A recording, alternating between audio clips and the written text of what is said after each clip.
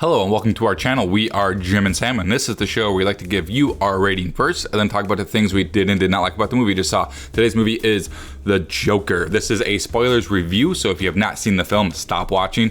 Everything's going to be on the table for this one, so you have been warned. Have you seen it? What did you think? Because we're letting you know in 3, 2, 1, see it. Finally, 2019 has the feel-good family film of the year. Rays and sunshine all over the place. This guy just goes around partying with his imaginary friends, has a black party with some good old protesters. Really just great family fun for the whole gang. Bring grandma. Good stuff. Okay, so The Joker. Not going to beat around the bush. We all know what this is. This is the origin story of the Joker. It stars Joaquin Phoenix. So let's just get into the things that we liked about this film. Sam, you can go ahead and start. You know, I thought it was a very interesting film for what it was. I wasn't expecting that at all. I knew it was going to be dark. I knew it was going to be grim, but you really felt for the Joker, and that was something that kind of came out of left field. And then when he transitioned into being the Joker, of course you were like, you shouldn't be doing that, but you were still kind of feel for you though. Yeah, so it's essentially, I like the sort of real world approach that they took to this film. Mm-hmm. The whole mental health aspect, I feel like they're doing some sort of modern day commentary on it, where this person needs mental health that's prone to, he's not really prone to violent acts, but he has negative thoughts, and the system essentially turns its back on him. Yeah, and I thought that was, it was a very creative way to express that problem in a movie. Yep.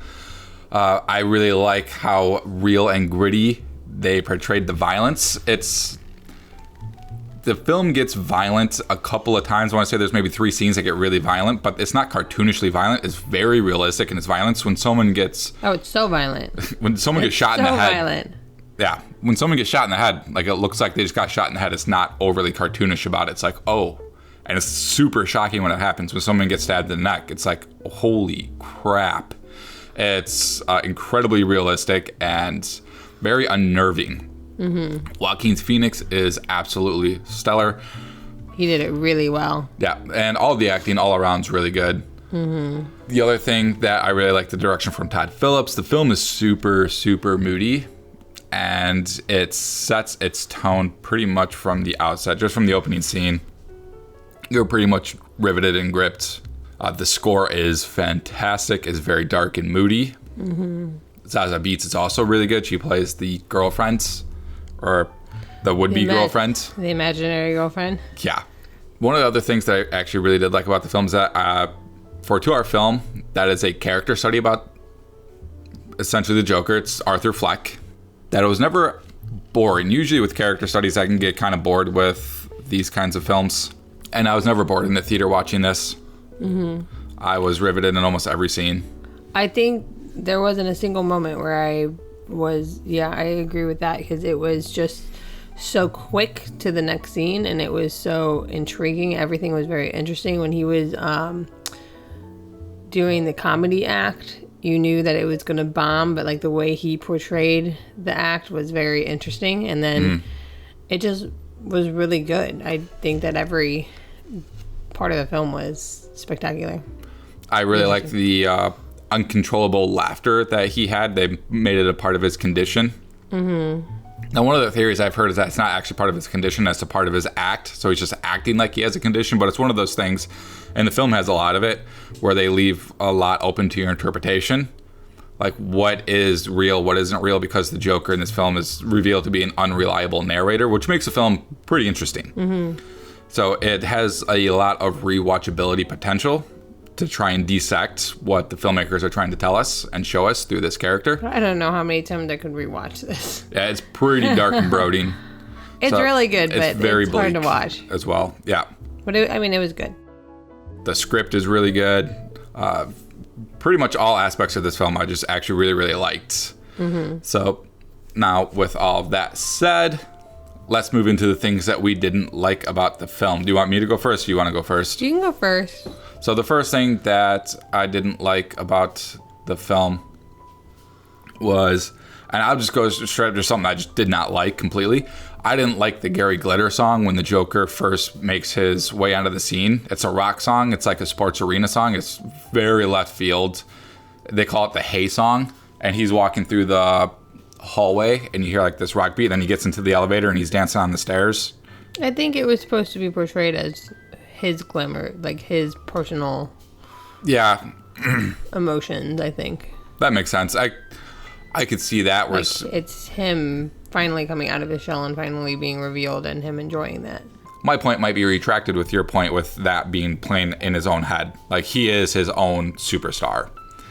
You know, he's Michael Jordan making his way out for the Bulls now that he's in his full Joker persona. Yeah. So that is a good point. His persona was really good, though. I actually really liked his outfit and his makeup and the ending. I mean, you see it everywhere. It's on the poster. That's definitely not different, but I thought it was really cool. The other thing that I didn't like, and this is where we're going to get into heavy spoilers territory. So for me, I liked how they sort of wove Joker and Wayne together through Thomas Wayne. What I did not like is tying in Joker's origin in with Batman's origin at the end of the film. So we get the murder of the Bruce Wayne parents.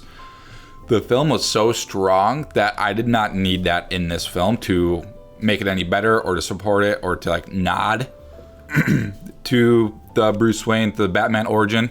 Because the whole thing plays out, and it's now, what is this, the third or fourth film now in the last 10 or 15 years where we've seen the Batman origin story. We saw it in Batman Begins. We saw it in Batman versus Superman. We're seeing it here.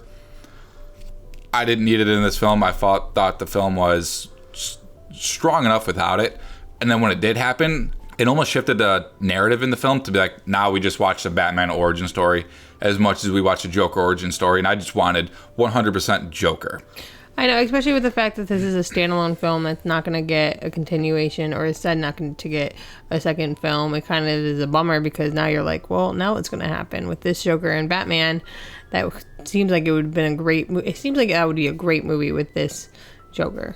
And now what that does is it sets up my expectations for a potential sequel. Now I'm more interested in seeing the film that could follow this, as much as I'd want to see this again. Mm-hmm. It leaves me in a perplexing mood because it's like, oh, now I want to see a full-on Joaquin Phoenix Joker movie who's 100% the Joker the whole time with rivaling against Batman. Right. I'd probably a rare case of this, but that just rubbed me the wrong way. I could have No, because I thought the same thing. Even before you said anything, I was like, oh, there's going to be a second movie. Like, this is the start of the next movie. They introduced it. And then you were like, no, this is a standalone. And I was like, oh, okay. Well, that's kind of a bummer. Yeah, no sequel. But still, I could have done without the Batman origin portion of it. My other sort of thing I didn't like, and I'm sure there's a lot of people won't agree with me on this, but I felt like I watched a great Arthur Fleck film, but I didn't exactly get the Joker film I was looking for. Because he's not actually the Joker persona until like the last 10, maybe 15 minutes of the movie. Yeah. And for a movie called Joker, I was expecting more Joker. Because essentially when he becomes Joker, the person he was before the Joker is essentially dead. There is no past for the Joker. He is essentially reborn, but when he comes up as the Joker, he has no past. He's an amalgamation within the system. There's no history. There's no past to him. No one can figure anything out about him. And I wanted the Joker persona that essentially wipes clean his slate, sort of. I was expecting it probably like at the halfway point, and that didn't happen. It was a Joker film. Don't you think it would have been tied in more with Batman? No, because I think this film was strong enough to have without Batman. I was expecting Joker to play a little bit more of a role in the uprising of the clown army that comes up at the end. Yeah. And when they save him and rise and lift him up, I was expecting something like that at the halfway point, and then him sort of essentially taking on the role of the clown prince of crime, which is what the Joker is. That's what they call him. And I wanted more of the clown prince of crime. We got it in the last 15 minutes of the movie, the chaos he ensues, the things he brings about. He sort of takes leadership of the charge that of the poor people against the rich, especially at the Murray talk show. Yeah, no, I get that. And I just, from a selfish standpoint, I just wanted more of that. Yeah. All right. Well, good for you. So is there anything that you didn't like about the film that I didn't mention? No, I think everything I intertwined with what you were saying. I don't think there was anything that I didn't like at all. So I think I'm good. And my points that I didn't like, it's not so much real criticisms outside of the actual Gary Glitter song that plays. I just was not feeling that. Everything else is sort of, I would have preferred, and I didn't think it was actually wrong in the film. So ultimately, at the end of the day, it was a great Arthur Fleck film. I was left a little miffed on the whole Joker aspect because I wanted more of it. So walking out of the theater, it's like, well, if I want to watch a good Joker movie, am I going to watch this or The Dark Knight? And if I want to watch a character study, am I going to watch this or Taxi Driver? And that's sort of the question that I'm left with when I was left leaving the theater. Okay. Still a great film. Highly recommend it. One of the best comic book films that we've had in a really long time. I hope Warner Brothers continues to do movies like this because I like the approach of taking... Because this is sort of like what Marvel does.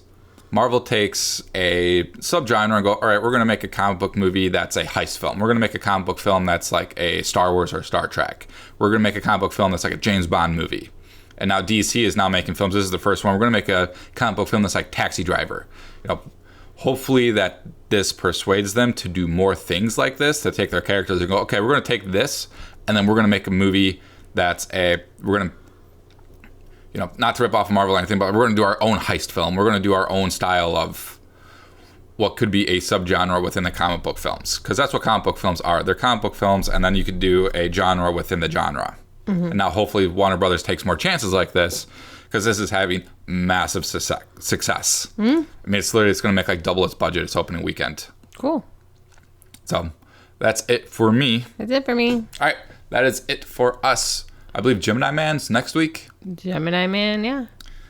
Look for that either Saturday or Sunday. So have a good day. We'll see you next time. Thanks for watching. Thanks for listening, guys.